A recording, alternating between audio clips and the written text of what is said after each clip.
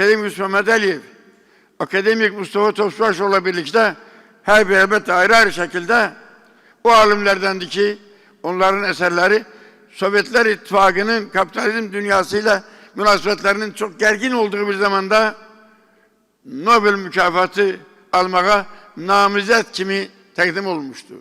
Düzdür, Sovyet bürokrasisi bunun akla çatmasına imkan vermemişti.